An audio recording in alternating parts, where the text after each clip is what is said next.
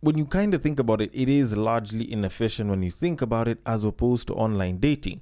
With online dating, you can swipe through 50 people, and if you selected 20% of them, which is 1 out of every 5, you can basically right swipe, which shows you expressing interest in them, and will have probably sent a message saying hi, or maybe you drop your favorite pickup line or your best pickup line on them within the same amount of time that... The royal penis is clean, Your Highness. Welcome to the Breaktime Podcast, where I talk about love, sex, and relationships from a guy's perspective, as well as a bunch of other guy shit. The man on the mic is a man who likes his women the same exact way he likes his yogurt. He is also a man who also adds running his mouth to his cardio routine. It is none other than your tall, dark, and mildly handsome man, Sir Denver B. And I am here to speak on adaptation. Yes. It's gonna sound weird, but yes, adaptation. And yet I'm on a podcast that talks about relationships. Kinda wild.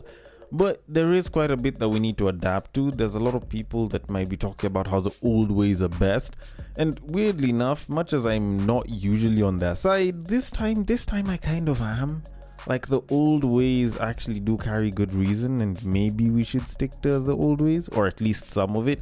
But it is kind of clashing with some of the new ways that people are trying to see life and see how to do things.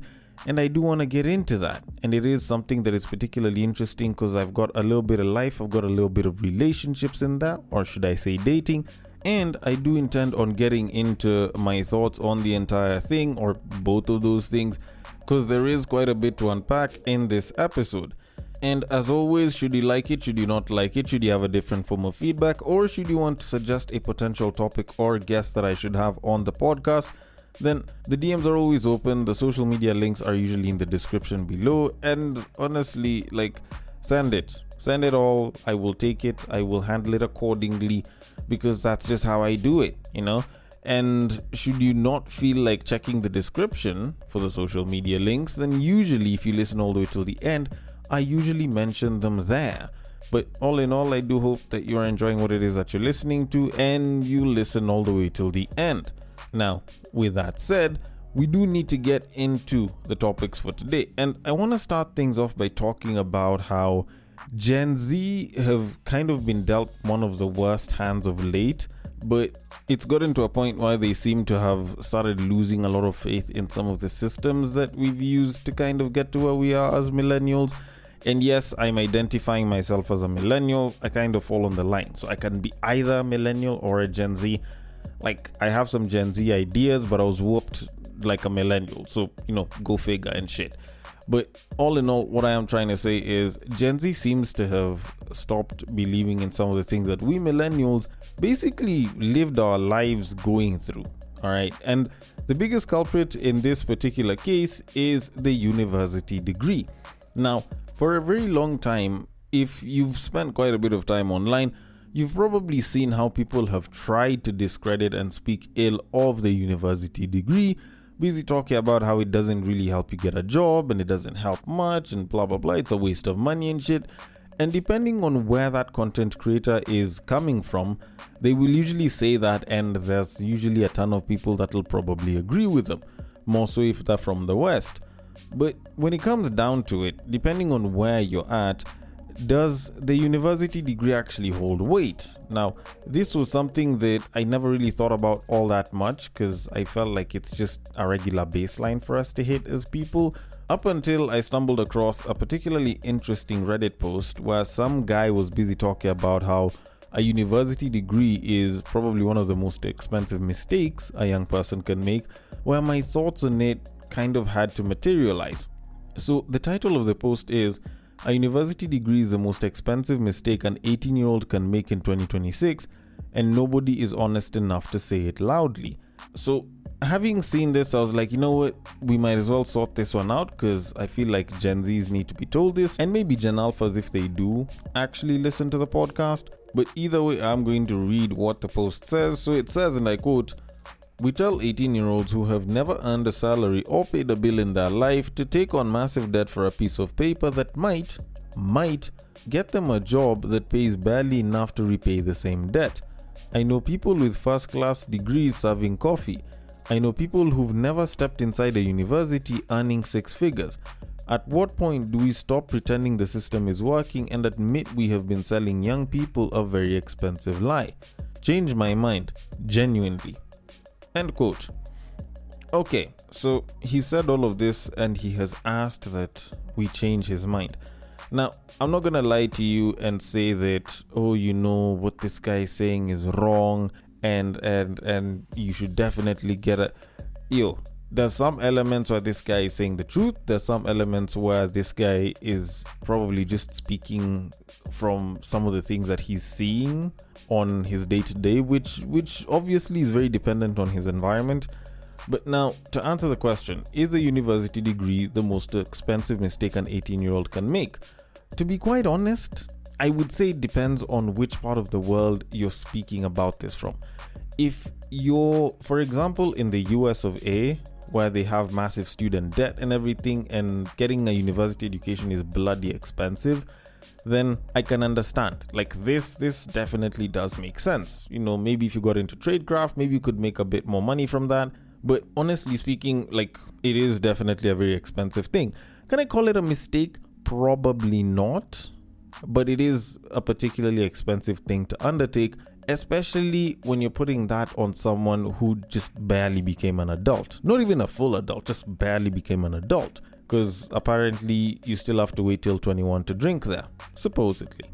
So if it's there, then it definitely makes sense why someone would even think of it as almost a mistake. But for a lot of the other places in the world, like, this is absolute bull. And I say this because, first of all, there's parts of the world where education is free, or at least it's fully subsidized by the government. So your job is just to go to school. Hell, there's some parts of the world, like maybe one or two countries, where they pay you to go to school. Like Sweden, I think Norway, if I'm not wrong, maybe the Netherlands, if I'm not wrong as well. You're basically paid to go to school. Denmark as well, I think, if I'm not wrong. But I guess that only applies to the citizens, not everyone else that just wants to go there. But essentially, like, it's not an expense for them. But when you look at it in the context of Kenya, then now we can start having this discussion a little bit differently. So considering that this was posted on a Kenyan Reddit group, then let me discuss it in the context of Kenya. Now, is it the most expensive mistake an 18-year-old can make in 2026? Honestly, no. You can crash a car. That'll probably end up costing more, but by the time you're busy driving around to crash the car, there's a pretty good chance that your parents can probably afford to get you to university. Just saying. I'm not saying that that's the assured reality, but for a lot of people that could be the case.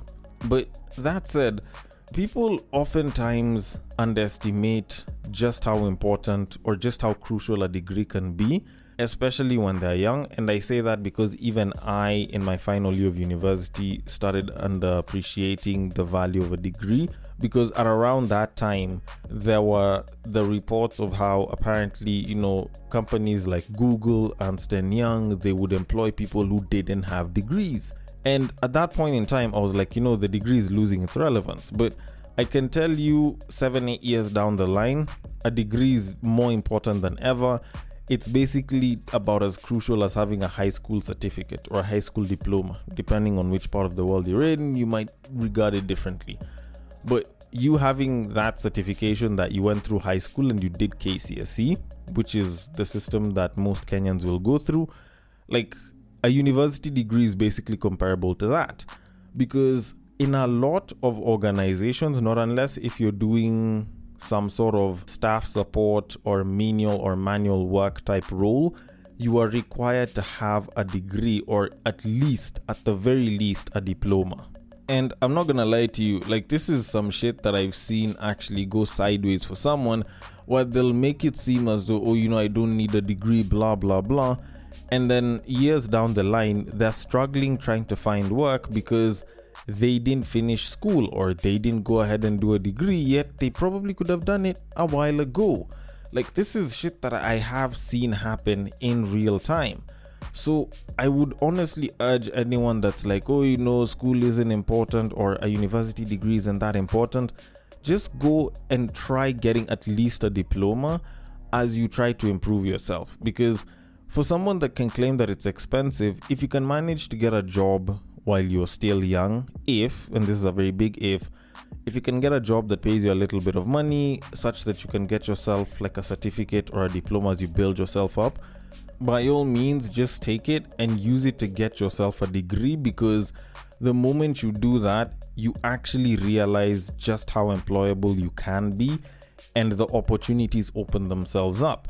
Now, of course, the guy did talk about how, there's people with first class honors serving tea, and there's people who haven't gone to school that are millionaires or they make six figures. And the truth of it is, yeah, there's people that do that. But guess who the higher number of people that are making good money have, if not a degree? Like, I have friends who are in super high positions, very senior individuals in whatever companies they're in. And not only do they have a degree, but they also have a master's. Not only do they have a master's, but they're getting additional certifications. So getting your papers right is a very, very important thing. So if you're that busy saying, a degree is a waste of money, that's honestly about as misguided as it gets. And it does show that maybe you're a little young and you just haven't seen how useful a degree is. So I would urge that you probably get one. Not even for the sake of, you'll become more teachable, blah, blah, blah, learning a bit more about a profession, just for the sake of reinforcing yourself on an employability level such that you are not unemployable when you're much older simply because you didn't have the papers.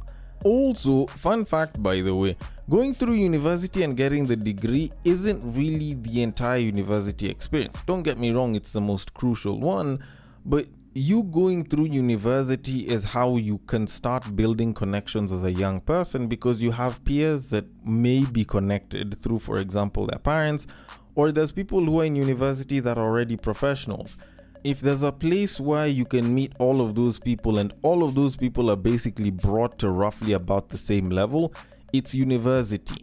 So you might as well go join those people, try and bounce ideas off of people. You can meet someone and fall in love. Of course, some people do that, other people go to who around.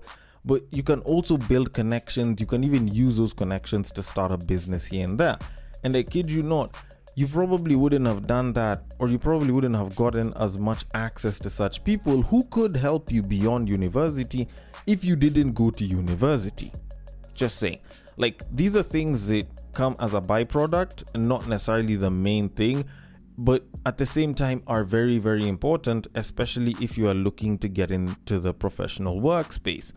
Anyways, with all of that said, I've taken quite a bit of time discussing this entire thing, so I am going to leave it at that and move it on to our main topic of this episode.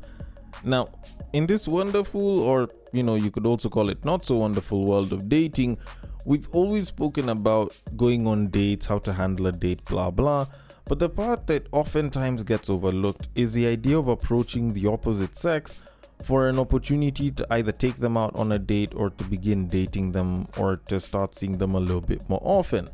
And it is what some people might consider to be the most fun part of the entire thing, although that will always be considered questionable. But while the years have piled on and while changes in the world have happened, more and more people have started straying away from the idea of the traditional approach, which is the cold approach, where you go and you physically approach someone, try to introduce yourself, try to make an impression, and then try and get their contacts, or basically try and get them interested in you, towards trying to do it online. Now, while this isn't a new phenomenon, and this is something that has taken place for even over a decade when you actually think about it, we have noticed a premise where people are actually reporting doing more dating or trying to do more approaching online than even physically, to the point where someone decided to do a post on it on Reddit where he was talking about how men have adapted from the cold approach towards online dating, and that's where it's at. So when I saw this post, I figured this is probably something that we should look into, because while I don't think online dating is bad, I don't know if its impacts have been entirely positive or if there might be some negative bits to it. So the post itself is titled "Men Have Adapted from Cold Approach to Online Dating," and it says, and I quote, "A few days ago, there was a heated debate on this subreddit as to why men no longer approach women. Many reasons were fronted as to why men have become hesitant and reserved with cold approaching women, but I think most people hugely underestimated the impact of dating apps and social media. Dating apps have made it so easy to get a partner, and if you don't like how they breathe, you can replace them in an instant. A few weeks ago, I opened a Tinder account, and within 3 weeks, I had more than 100 matches. I managed to talk to about 15 of them, and more than 10 were willing to meet me. I managed all this at the comfort of my apartment with no risk of public rejection. Mind you, I'm a short guy, 5'5" to be exact, and an average face card with a muscular body. I can bet that any man can get a few dates, if not more than mine. With my experience in online dating, I don't think I will ever consider cold approaching a woman, and I can bet lots of men feel the same. End quote. Okay, so the long and short of it is, dude basically got into the idea of online dating a couple of weeks ago, managed to set up an account on Tinder, got quite a bunch of matches, got quite a couple of babes that he had follow-up conversations with, and more than 2/3 of the women that he had conversations with were basically perfectly willing to meet up with the dude. And that is actually okay. Actually, that is amazing when you look at guy stats. Like, I'd even understand why the guy would be like, oh yeah, if this is how life is, I wouldn't go back to cold approaching babes, because when you kind of think about it, it is largely inefficient when you think about it, as opposed to online dating. With online dating, you can swipe through 50 people, and if you selected 20% of them, which is 1 out of every 5, you can basically right swipe, which shows you expressing interest in them, and will have probably sent a message saying hi, or maybe you drop your favorite pickup line or your best pickup line on them within the same amount of time that a guy will be cold approaching and trying to bag one babe. Like, I'm not saying that it's the best, but it is definitely the most efficient way a guy can put themselves out there and just try to hit on different babes. As far as numbers are concerned, it's definitely the most efficient. But is it really the best? Or should we really stick to it, is what I really want to get into. Now, before I can get into my thoughts on the entire thing, I want to speak on the comments that I saw, because there were a couple of comments here and there, but I selected about 3 of them. So the first one says, and I quote, "I get what you're saying, but there's nothing better than cold approaching a woman. Rejection is just a mindset. You just say fuck it and walk away. But when it works, the moment you see that light of acceptance in her eyes, you start feeling warm and fuzzy inside, and a sense of achievement you'll get, which you will never get anywhere else." End quote. And to this I say yes, definitely. As a guy who's cold approached, like, the feeling of success, the dopamine hit that you get is so good that it's hard to find it anywhere else. And I'm not talking about, oh, you know, I bagged this babe and I took her to my place and I laid pipe. Nah, I'm not talking about that. I'm just talking about bagging the babe so much so that you're getting her number and you're walking away and this babe is already interested in you. Like, there's such a high that you can get as a guy that it's hard to replicate in anything or anywhere else, because it just doesn't feel the same. Of course, the closest thing that I can probably compare to this, as far as dopamine hits are concerned, is like if you're in sales and you manage to bag a client, or if you're trying to get a deal and you're in business and, you know, the deal manages to work out. I feel like those are probably the closest things to it. But when it comes to the opposite sex, it is a different feeling entirely. Now, can you manage to get the same from the online space? Maybe to some degree, because a lot of these apps do kind of follow the slot machine principle, where it's like they'll give you 1 or 2 successes here and there, but a lot of no's in between. So you could argue that you get some sort of artificial or just watered down version of it. But I'll say for a fact, like, cold approaching and you being successful has a high of its own that I believe even men who are already in relationships or are married, whenever they cheat, I feel like there's a certain level of that, like this desire for conquest and pulling babes that they find attractive, that they're trying to woo, that probably drives them. I'm not saying that it definitely is the case, but I feel like there's a sense of that drives them whenever they are going to hit on women out here. But anyways, I could be wrong about that. Let me move on to the next comment, which says, and I quote, "Please be specific. Urban men, quote unquote. These are urban people problems. In the villages, the game is quite live." End quote. Okay, so is this the truth? I'd say yes and no. Now, while you probably won't see much of Tinder in the village, I do feel like social media as a form of online dating is very, very prevalent even in the rural areas, especially in the rural areas. And I say this because like people think that people in the rural areas aren't that tech savvy, but I promise you they are probably some of the biggest consumers of Facebook that we have in this country of Kenya. And a lot of them will be talking to each other and interacting and will be hitting on each other on Facebook. It's why I personally feel like as far as dating platforms are concerned, if you threw Facebook in there, it would probably have the highest success rate of any other dating platform or any other online platform that people have used to date. As opposed to the Tinders, the Bumbles, and the Hinges of the world, as a social media site, I think it just does incredibly well. And yes, there's a lot of people in the villages that still do cold approaching, and that one's true. But the number of people that are trying to date online through social media in the villages is a lot higher than a lot of people would think. And you'd be surprised just how many of them actually do a couple of hookups here and there because of such.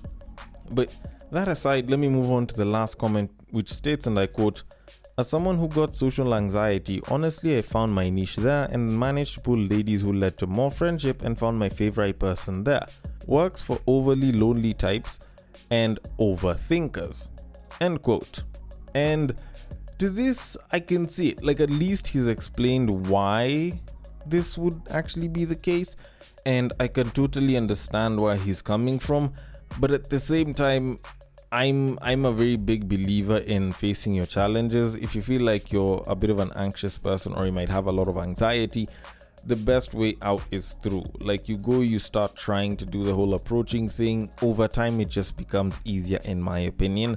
Granted, I could be wrong, but this is something that I personally believe that people should try at least a couple of times in their lives, just to build them internally as far as handling rejection is concerned. But anyways, with that said, let me give my thoughts on it. Now, is online dating, or have men adapted to online dating so much so that they don't really need to do the cold approaching? Honestly, I would say that it depends on where. Just like the whole university degree thing. Like, this one is very dependent on where in the world you're talking about, because if you're in the West, and by the West I mean like the US or the UK, then I would say that yes, there's a lot more men, more so young men, who've adapted to online dating, and it's basically like their primary way to approach. In a lot of the other parts of the world, I would argue that the cold approach may still actually reign supreme. Granted, online dating has really proliferated out here, but I do think that the cold approach still has an important place in society, much as people might not really be getting into it. But now the question that would probably be there is, why is it that there's not as many people that are doing the cold approach? Why are men adapting more towards online dating than cold approaching babes? And to this one, I'll say, because to a pretty good degree, it was kind of a Gen Z thing. Like, it is mostly a Gen Z thing, because most of the people in the dating market now are Gen Zs. And the biggest trouble that I've seen is that most Gen Zs just seem to have trouble cold approaching women. Or should I say, most Gen Z guys seem to have trouble cold approaching women. And this is something that I've seen in one way or another, whether it's people usually talking about it, whether it's Gen Z guys just describing them trying to approach a babe, whether it's just trying to watch them kind of do their thing. You realize that there's a lot of Gen Z guys that just don't know how to cold approach a babe. And you'd probably think, these guys are soft, they don't know how to do it, blah blah blah, they should have learned from the OGs. And you could probably argue that, but I don't think a lot of people that may have something against Gen Z guys fully understand why it is that this problem exists. And I want to explain it by kind of describing the scenario that a lot of Gen Z guys right now in the dating market probably went through. Okay. So you look at some time around maybe 2017, 2018, all the way till around COVID, maybe slightly after COVID. So 2021, 2022, maybe you could add a smidge of 2023.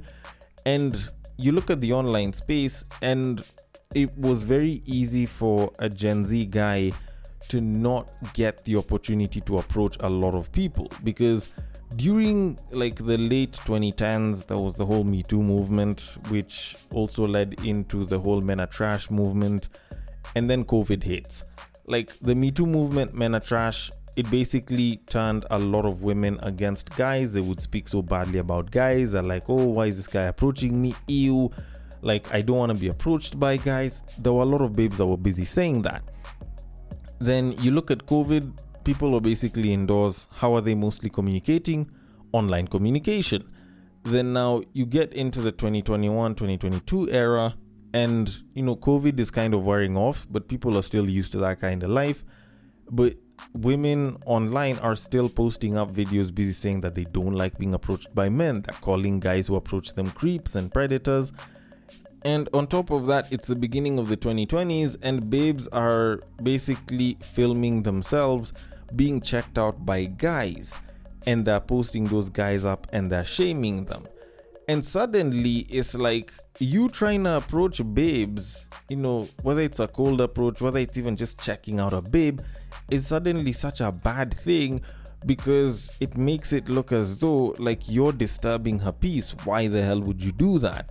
So a lot of guys actually stopped trying to approach babes. So over the past couple of years, we've started seeing more of an uptick online of women saying that they don't get approached by guys and they wish that they got approached by guys.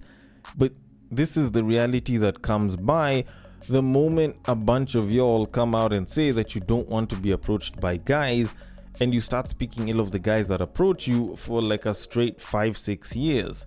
So as a result of something like that, you can probably see how a lot of these Gen Z guys, these early Gen Z guys that are now in the dating market, didn't get a chance to approach babes, because for a lot of this time, these guys were getting out of high school, they were getting into university.